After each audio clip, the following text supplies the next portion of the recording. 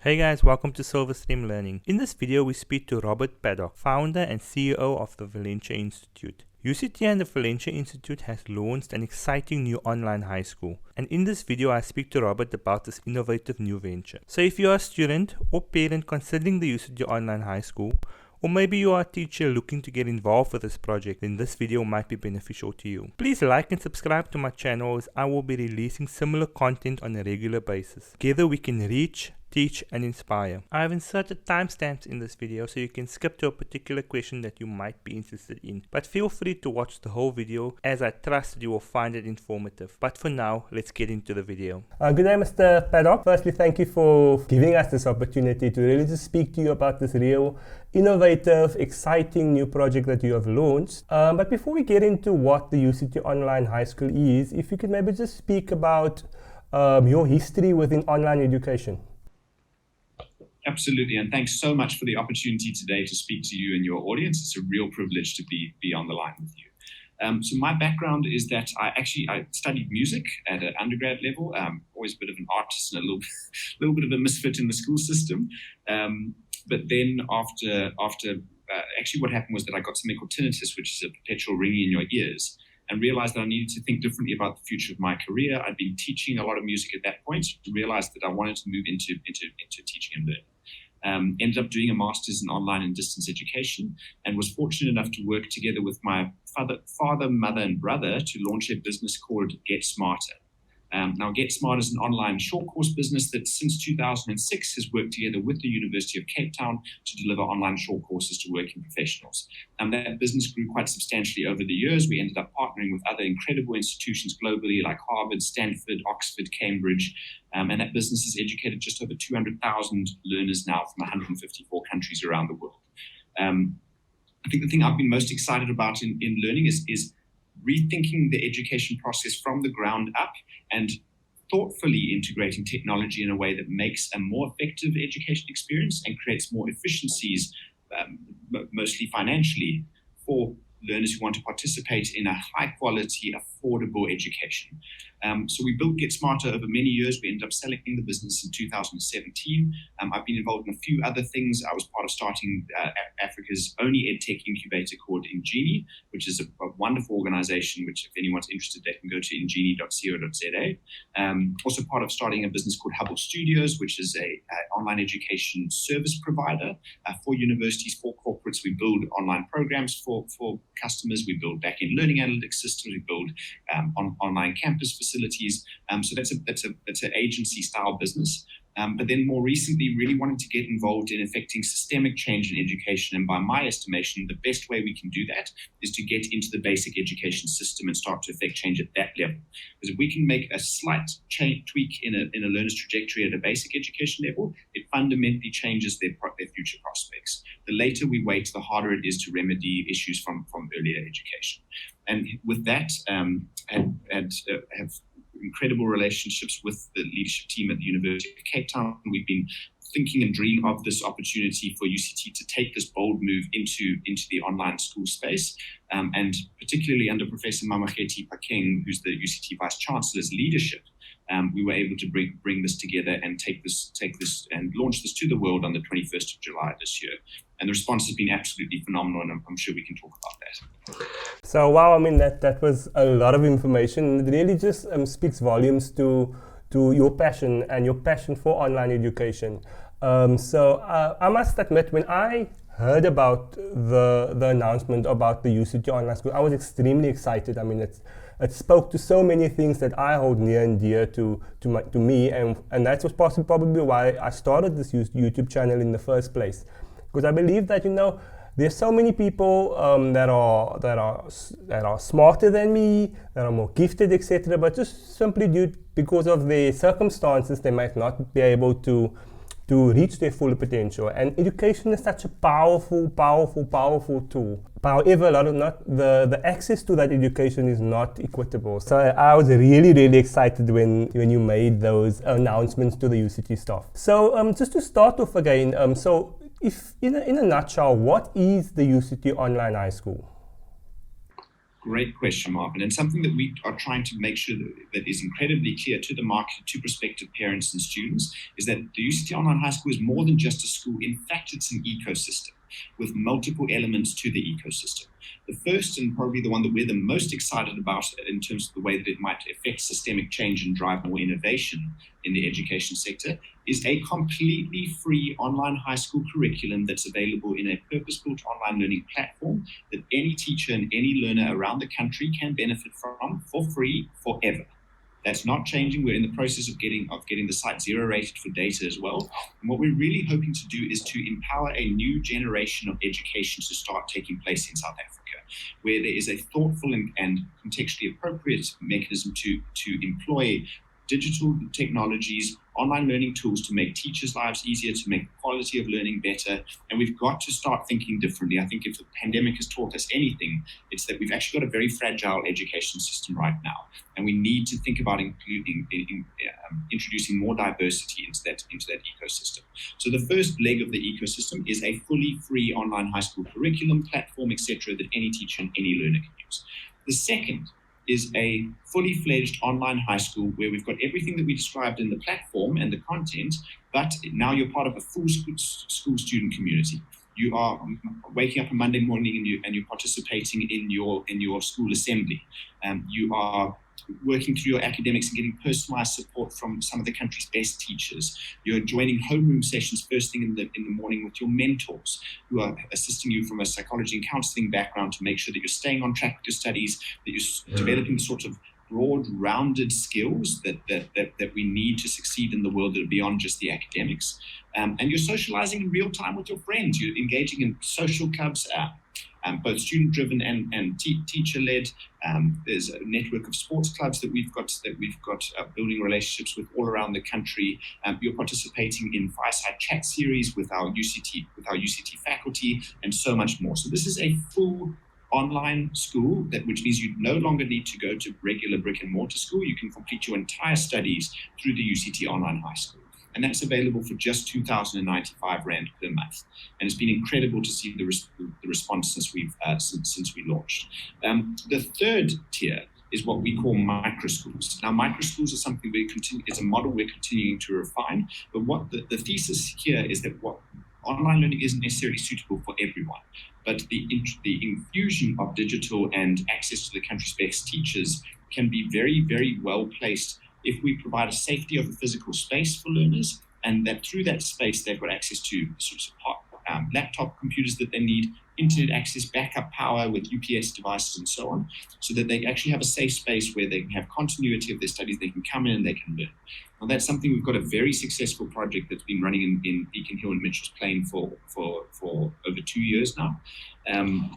And this is a model that we're continuing to refine, and we are looking to aggressively start rolling out from 2023.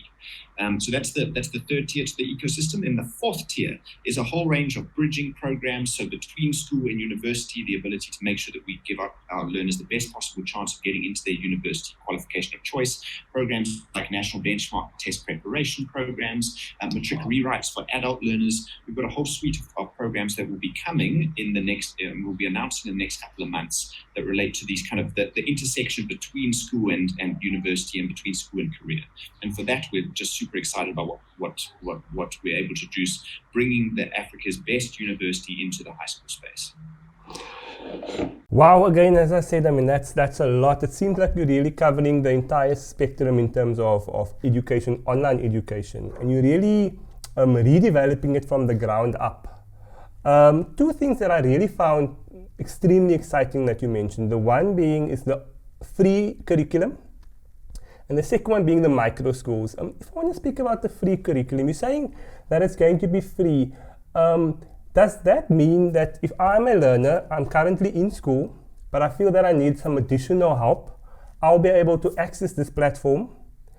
Would that just be in the sense of me accessing the platform, or would I also have access to the tracking that happens? So in other words, you know, I'm logged into the system, and I'll be able to log out and then just pick up where I left off, etc. Is that what would be? You're exactly right. So you have full access to the platform, which is a purpose-built online school platform, which has got things like extensive interactive notes, simulations, animations, and so on. So you can imagine logging into a platform and saying, I'm studying geography. I'm in my second term of grade 8. I'm specifically studying cumulonimbus clouds. You can work through all the material that relate to that. That's not just the instructional material, so the teaching material. It's also things like practice quizzes. It's things like assessments. It's things like peer-reviewed assignments. All of that is available within the platform for free forever for you to use. The system will natively track each individual learner's progress. So each learner, when you register for the free platform, are issued a student number. And from that student number, you will be able to track what you've completed within the platform, what you haven't completed yet, and so on. So we're seeing this as I think there's going to be a number of different uses for this. But certainly from our perspective, we see a major value proposition to learners who want additional high quality material, and they can't necessarily go and buy the textbooks, and they don't necessarily want to be paying money for this. So this is all completely available for free.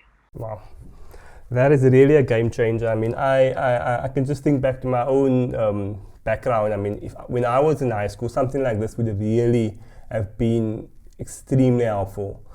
The second thing you mentioned was the microschools, and what immediately came when I initially heard the online high school, I thought that yes, it would be very beneficial to certain individuals, but school for many individuals is really a safe haven, where they go there because the learning environment at home is not very conducive to learning, etc. So is that where the microschools fit in, or can you just tell us about the microschools?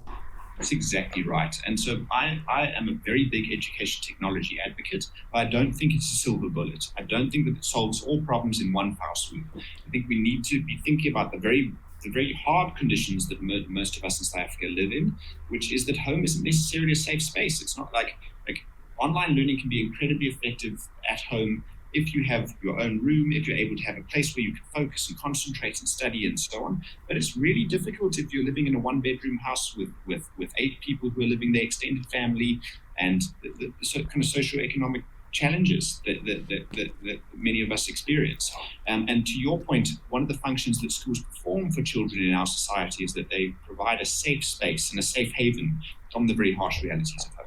So my view is that we need to take the best of what digital can create, which is a more efficient and effective learning model, which can connect great teachers with learners regardless of where either of them are located, and allow learners to be able to associate themselves and be part of a brand which is truly Africa's best university.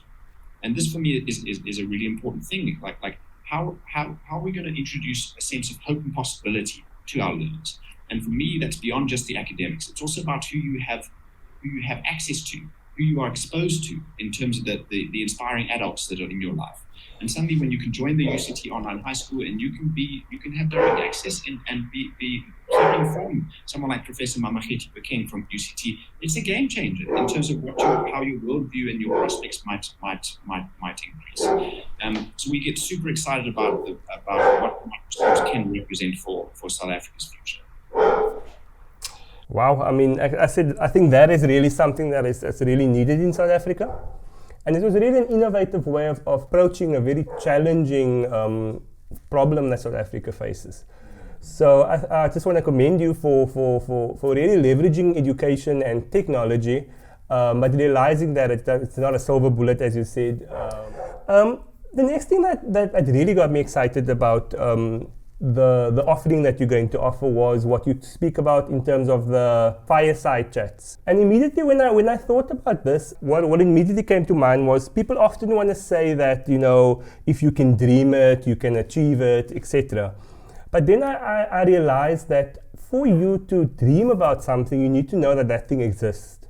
And oftentimes, like I said, I can only speak about myself and where I grew up in Manenberg, which is so close to UCT and all of these amazing places. But my reality was worlds apart of what other people had. And many of the things that people knew about career paths, I had no idea. I knew about the general career paths like doctor and nursing and teacher, etc. But I had no idea about anthropology, etc., etc., etc. So the fireside chats, I think is something that that it's really exciting for just, sparking that excitement within learners. So if you maybe just tell us about that. Absolutely. And Marvin, so one of our big objectives here at the Valenture Institute is to transform physical limitations into digital possibilities. And I think that the point that you're making really speaks to that, which is that suddenly through digital, we're able to create new linkages for people who historically couldn't have necessarily seen themselves as being part of a great institution like UCT, or might not necessarily have had the means to get up onto campus, or for the people on campus to come into the communities. And suddenly the logistics are just made so much easier with digital, where you can have access to these incredible minds. I mean, these are some of the best minds on the continent that suddenly now our high school learners can have access to and exposure to.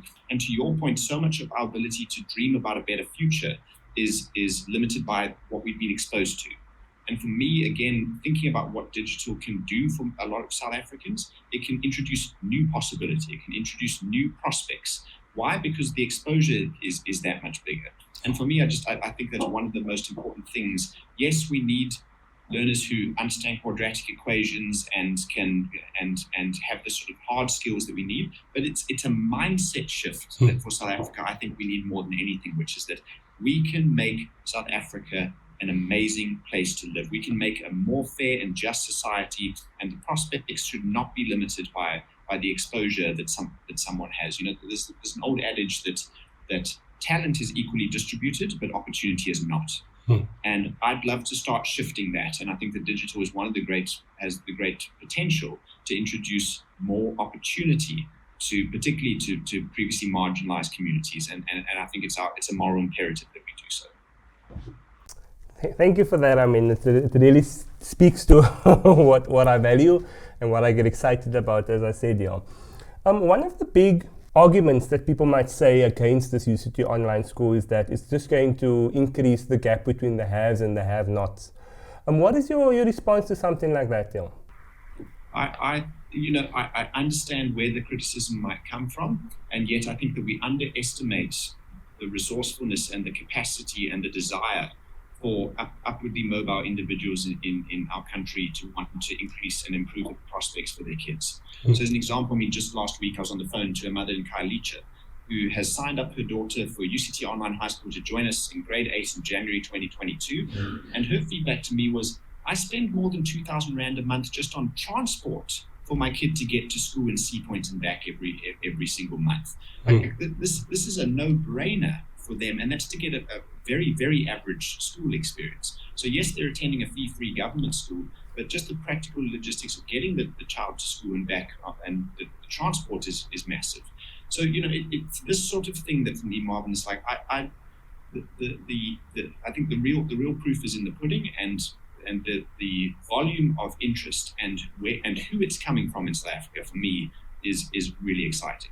The vast majority of learners who are applying to join our school are actually choosing to come from public schools into this school. They're saying that the quality that we're receiving currently is not what we want, and we want a better alternative. They're voting with their feet, and I think that at least for me, that's if there's one metric to watch, it's that. It's like who actually ends up joining the UCT Online High School, and I can tell you, it's not just like high-end middle class that are coming from one private school to another. That's a very small percentage of who's coming to us. Thank you for that. I mean, one of the challenges with online is that socializing is extremely important for a growing young mind, and it shouldn't be underestimated. So how is the UCT Online School approaching that? Great question. So I've got two responses, and the first response is that increasingly one of the critical literacies that all of us need to develop is the ability to interact effectively online, to collaborate with peers and colleagues around the world in this online modality. That's a new reality that actually I don't think our schools are currently preparing our learners for in an effective way.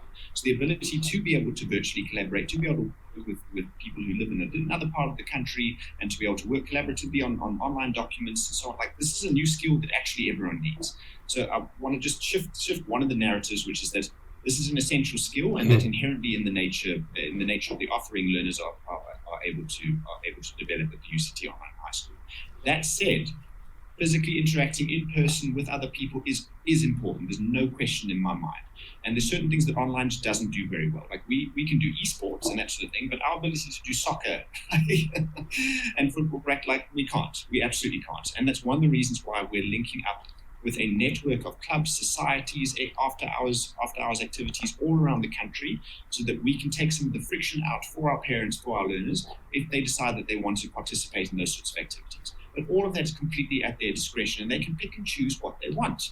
And I think that's amazing. Rather than education being this one bundled service that you can kind of take it or leave it, join us for the academics, and we'll give you lots of options. Do you want to go surfing on a Saturday morning at Gary's Surf School in Muizenberg? Excellent. You'd prefer to participate in your local soccer club? Great news. Totally personalized and individualized to them. But then in other really interesting things that we do, like where we've got regional concentrations of learners, we're seeing that very strongly already. Meetups for parents and learners in that area. And that's a fairly simple thing for us to coordinate, but to allow and to facilitate the ability for people to meet up in person, to forge those in-person friendships, for parents to meet each other.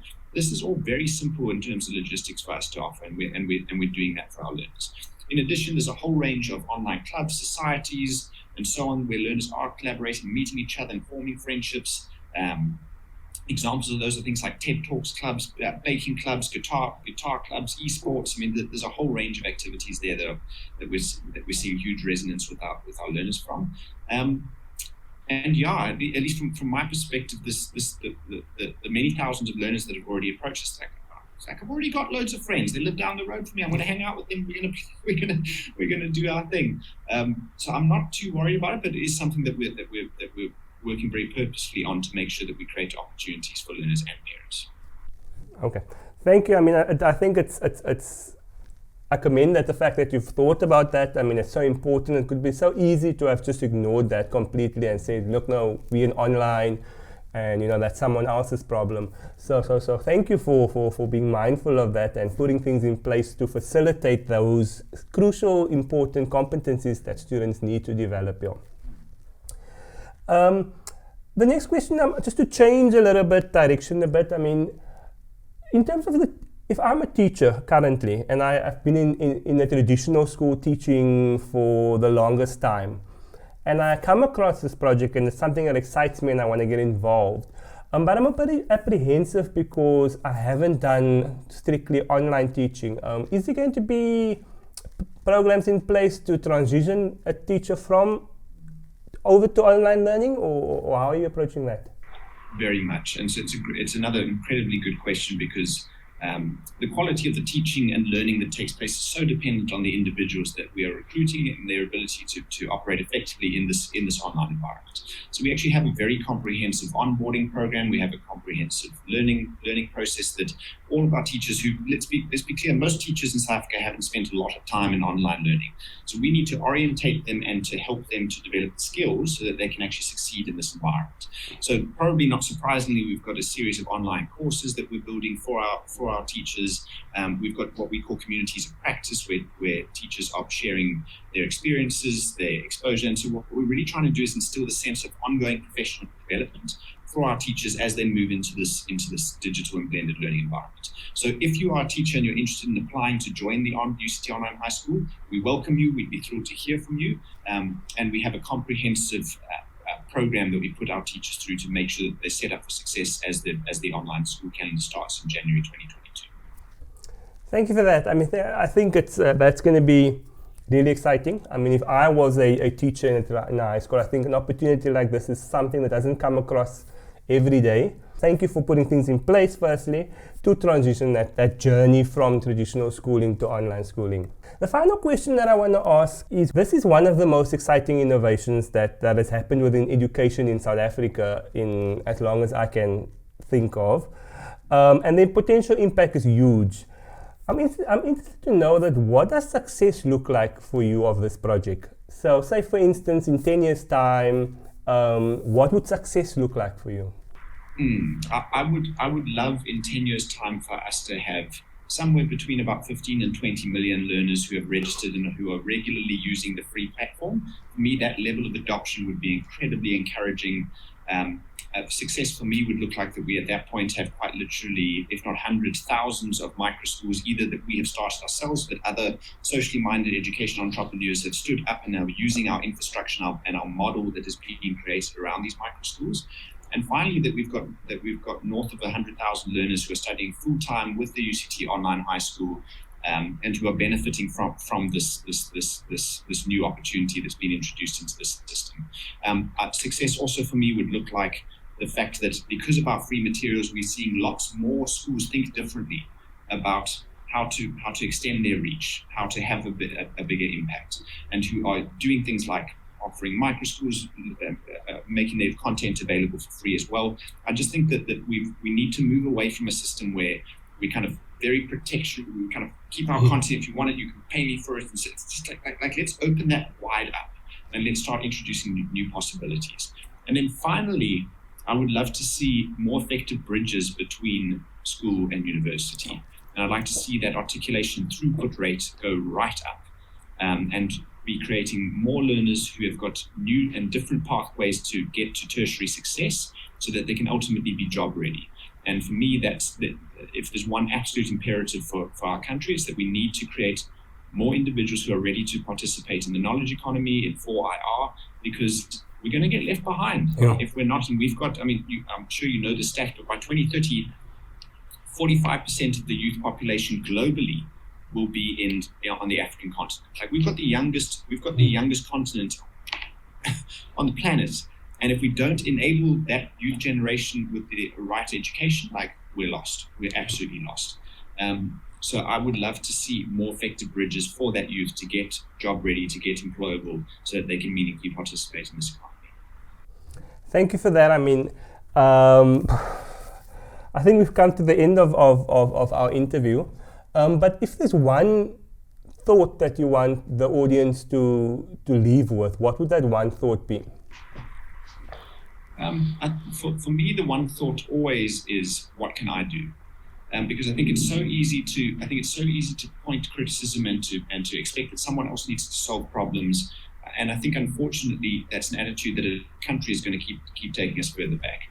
What can I do today to make some meaningful difference? And I think that's a mindset that if we can change as a country, we can see ourselves moving radically forward, because it is lots of small steps from lots of individuals. That's what for me creates massive social change. Expecting that someone else will do it, the sense of disempowerment, that like we're not capable, we're not able. I just think in this day and age, like there's too many opportunities that exist, particularly in the digital world, for us to feel like victims forever. So what can I do would be the question. Thank you, Mr. Paddock. Where can people go to find out more information about the high school? Thanks, Marvin. They can go to www.uctonlinehighschool.com. You can get all the information you need about the academic programs that are being offered, about the learning model, about pricing, and so much more. And you can apply through that website by clicking the top right button on the which is a blue button on the top right. Apply now. The process takes exactly 6 minutes and 33 seconds to fill out your application form, and you can get the assistance from one of our friendly admissions counselors to help you walk you through every step of the way. So please do get in touch. Thank you.